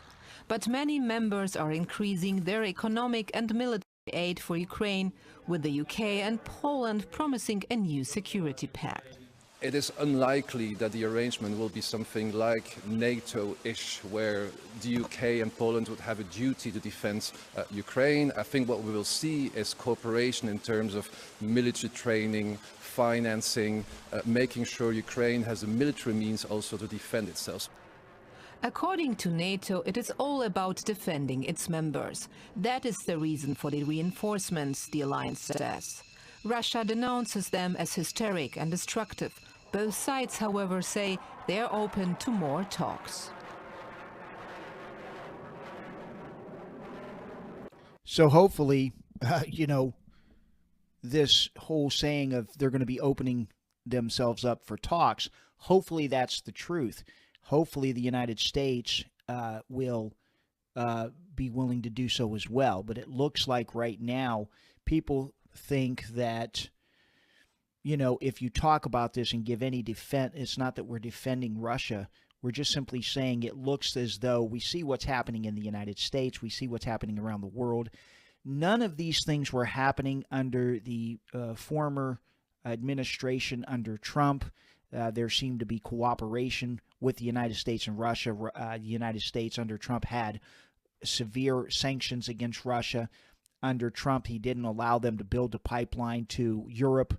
But as soon as the Biden rogue regime overthrew the elections through the coup here, they went in, shut down gas capabilities here in the United States, and then basically allowed Russia to... All right, so basically, guys, those are some of the reports right now. I am going to get ready to sign off. Right after this, I may do another live broadcast and rebroadcast the special report I did called The Truth behind the Russian-Ukraine conflict. Tonight, live, it was not broadcasting well. It kept breaking up, and so the report was pretty horrible because you couldn't really understand it. So I'll rebroadcast that. But for Sic Semper Tyrannis News, I'm Mark MATHENY saying protect your own rights, because if you don't, no one else will, and I do appreciate you watching. Have a great night.